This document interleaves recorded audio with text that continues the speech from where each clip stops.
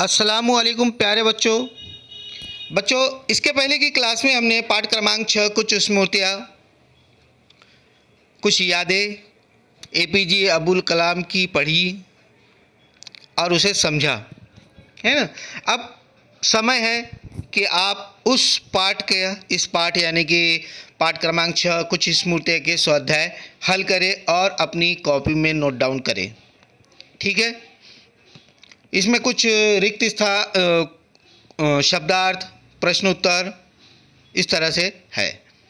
तो चलिए कुछ स्मृतियाँ में सबसे पहले हम देखेंगे नए शब्द यानी शब्द वाटिका। यह तो मैंने आपको पहले ही आपको होमवर्क में दे चुका था।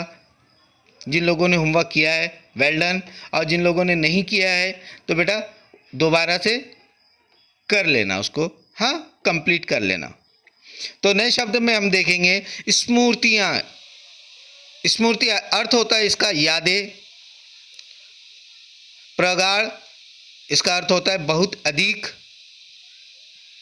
आस्था, आस्था का अर्थ होता है श्रद्धा, कामना, इच्छा, आभास, संकेत, आश्वस्त, निश्चिंत, सराबोर, भरा हुआ, परचून की दुकान, किराने की दुकान, ताज्जुब का अर्थ होता है आश्चर्य। इसी प्रकार से कड़ी और कठिन। आगे देखेंगे हम वाक्य का सही क्रम लगाकर वाक्य फिर से लिखो। रेलवे स्टेशन रोड पर परचून की दुकान चलाते थे। अब ये हमको पाठ पढ़ना पड़ेगा, पूरा लेसन पढ़ना पड़ेगा और उसके बाद में यह जो वाक्य है, पहले वाक्य कौन सा लिखा गया है, फिर दूसरा कौन सा लिखा गया है, तीसरे नंबर पे कौन सा लिखा गया है और चौथे नंबर पर कौन सा वाक्य आ रहा है कहानी के अनुसार, इस पाठ के अनुसार, वह देखना है। तो हम जैसे देखेंगे तो सबसे पहले आता है, पहले नंबर पे आता है घ। सारस को समुद्र के ऊपर अक्सर मंडराते देखता था। तो यह आपको किताब में से देखने के बाद ही पता चलेगा। तो नंबर 2 पे आता है, नंबर 2 स्थान पर आएगा ग। सोलोमन जी ने मेरे स्वाभिमान को जगाकर एक ऊंचाई दी। इसी तरह से नंबर 3 स्थान पर आता है ख। सबसे नज़दीक कॉलेज तिरुचिरापल्ली में था। उसी प्रकार से नंबर 4 पे के स्थान पर आएगा क। रेलवे स्टेशन रोड पर परचून की एक दुकान चलाते थे। तो आप लोगों के सभी के समझ में आ गया है किस तरह से क्रम से लगाया जाता है ना।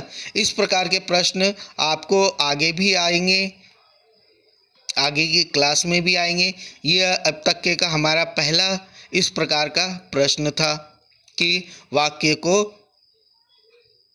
सही क्रम से लगाओ, लिखो, है ना। आगे बढ़ते हैं हम। निम्नलिखित प्रश्नों के उत्तर लिखो। अब यहाँ पे आपको प्रश्न दिए हुए हैं और उसके उत्तर खोजने हैं और लिखना है। ठीक है, हम मिलकर इसे सॉल्व करेंगे। तो प्रश्न पहला ये है, डॉक्टर कलाम कहाँ रहते थे? कहाँ रहते थे? Very good. डॉक्टर कलाम रामनाथपुरम में रहते थे। यदि आप पाठ का स्टार्टिंग की लाइन देखेंगे, पहला पैराग्राफ की पहली लाइन, तो वहीं पे आपको इसका उत्तर मिल जाता है। आगे बढ़ते हैं। डॉक्टर कलाम का जन्म कब और कहाँ हुआ था? उत्तर है इसका, डॉक्टर कलाम का जन्म 15 अक्टूबर 1931 में रामेश्वरम, तमिलनाडु राज्य में हुआ था। इसी प्रकार से प्रश्न क्रमांक 3, डॉक्टर कलाम के शिक्षक का नाम क्या था? जिसकी वह बड़ी प्रशंसा करते हैं। हाँ, और वो अपने आप को जो भी पाते हैं तो किसकी किसकी वजह से पाते हैं? वो अपने एक शिक्षक की वजह से पाते हैं। तो शिक्षक का नाम क्या था जिसे वो बहुत ज़्यादा अधिक मानते थे? डॉक्टर कलाम के शिक्षक का नाम अयादुर्रे सोलोमन था। अगला प्रश्न,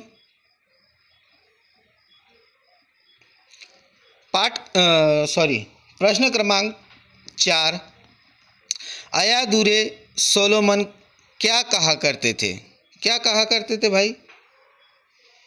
अयादुर्रे सोलोमन कहा करते थे, जीवन में सफल होने और नतीजों को हासिल करने के लिए तुम्हें 3 प्रमुख शक्तिशाली ताकतों को समझना चाहिए। और वह ताकतें कौन सी थी?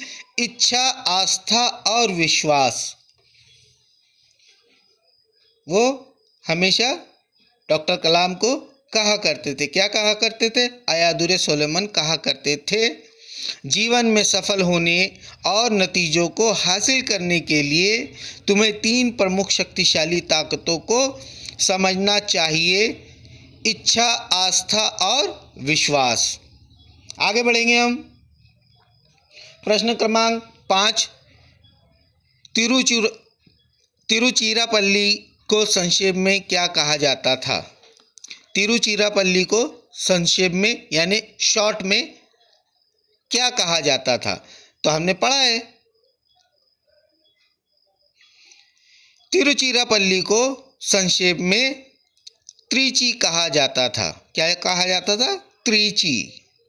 अगला प्रश्न, डॉक्टर कलाम को बचपन से ही किस रहस्य ने आकर्षित किया था? Very good question. डॉक्टर कलाम को बचपन से ही आकाश एवं पक्षियों के उड़ने के रहस्यों ने काफ़ी आकर्षित किया था कि ये पक्षी किस प्रकार से उड़ते हैं, हाँ, आकाश में कैसे वो रहते हैं, उड़ते कैसे हैं, है ना।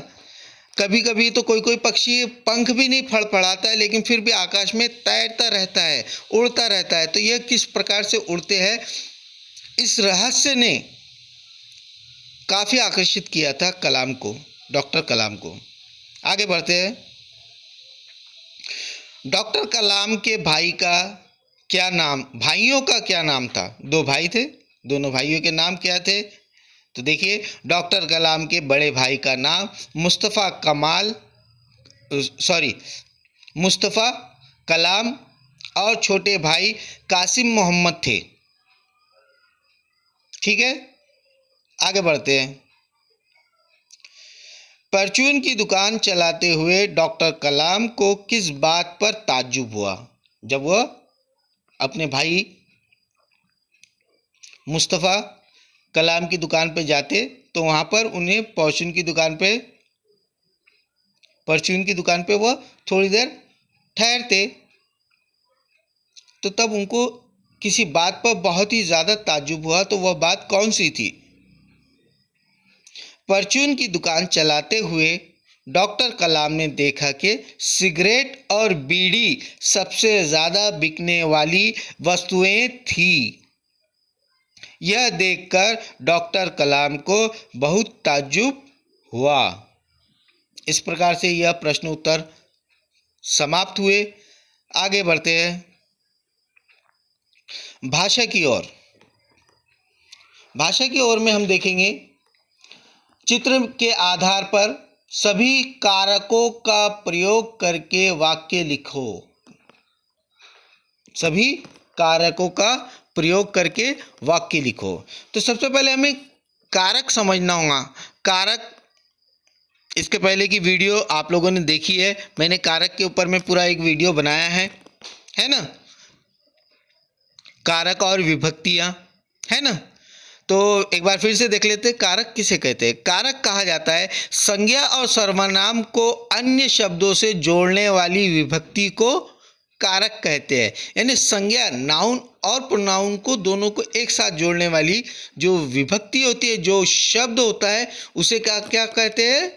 कारक कहते हैं। अब देखिए कारक में देखिए, मछुआरे ने जाल फेंका, मछुआरा नाउन, जाल नाउन है ना, संज्ञा है, दोनों भी, दोनों संज्ञा को जोड़ने वाला शब्द जो है वो क्या है, ने। दोनों शब्दों को जोड़ने वाला, मछुआरे को और जाल को जोड़ने वाला शब्द क्या है, ने। तो ने क्या हुआ, कारक शब्द। Very good. अगला प्रश्न, अगला वाक्य देखेंगे और इसमें बताना आप लोगों ने समझना है कि इसमें कारक शब्द कौन सा है। एक व्यक्ति नाव से जा रहा है,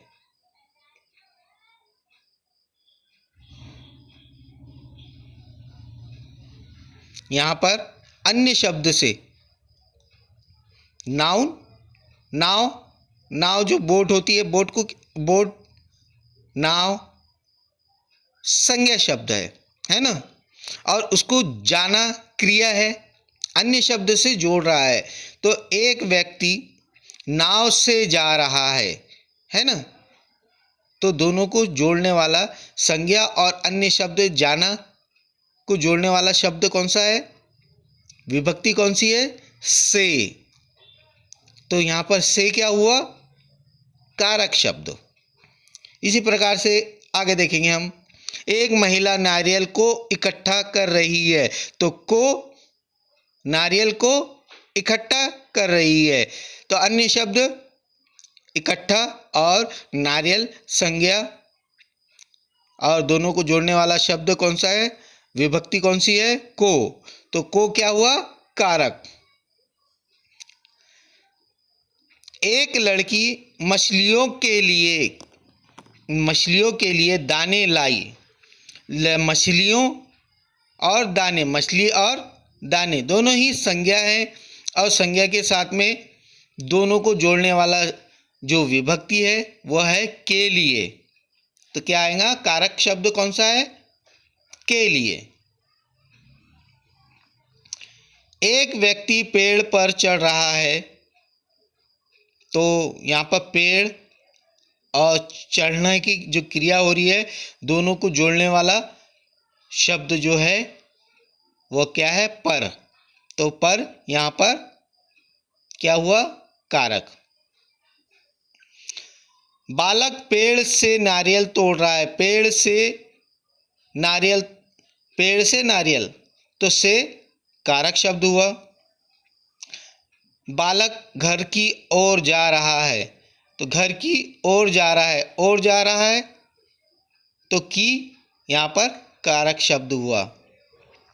पेड़ पर बहुत सारे नारियल लगे हैं, बहुत सारे, पेड़ पर बहुत सारे नारियल लगे हैं, तो पेड़ से और नारियलों को जोड़ने वाला जो शब्द है वह है पर।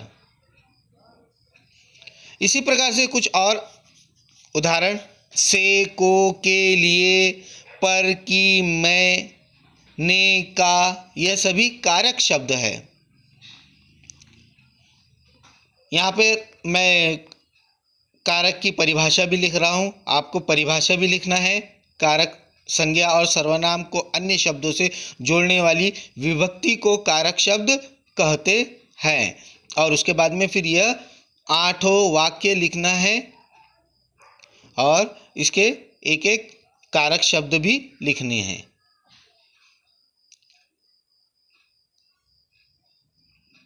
तो आज के लिए इतना काफ़ी है।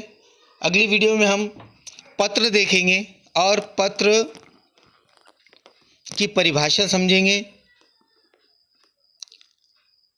पत्र कितने प्रकार के होते हैं और कौन कौन से पत्र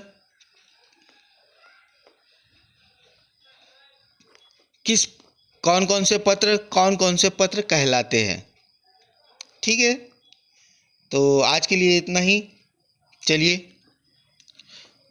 अस्सलामु अलैकुम।